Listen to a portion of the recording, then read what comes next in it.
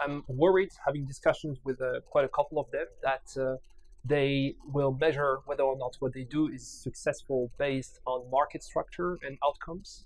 The reason why I'm worried is that I think we're going to see a tendency toward oligopolistic market structure, and it's fine. And the second reason why I'm worried is that it seems that some agencies are still in the mindset of opposing big tech companies with small tech companies. And I think it doesn't fit very nicely with the Gen AI ecosystem, considering the fact that some of the big tech companies are more on the open source side than other companies. So I would say this is the important divide. That being said, competition agencies have a lot of work to do, and they are quite active, which is good news. If I have just one message, it would be to consider the ecosystem nature of the generative AI stack. In a sense, you can make a distinction between different layers. One might be the AI infrastructures with cloud and the chips and the compute power, on top of which you have the foundation models, on top of which you have applications.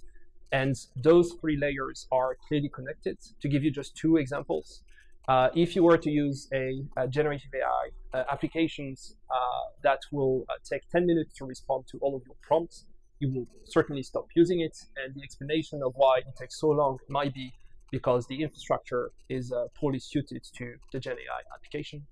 And a second example might be that, of course, we see today concentration at that layer of infrastructures, with NVIDIA having more than 80% of the markets. But we also see that other players at the foundation model layer are reacting to that. Meta is creating its own chips. OpenAI is reportedly looking for $7 trillion US dollars to also create its own chips. We know that other companies such as Intel and AMC are also trying to move onto the markets. So it says that different players at different layers of the ecosystem can and actually are trying to reintegrate the layers where you see competitive problems. So the outcome for competition agencies might be to ensure that all of those layers are not frozen, and that if willing to enter those different layers, companies can actually indeed enter and potentially have a chance of making it.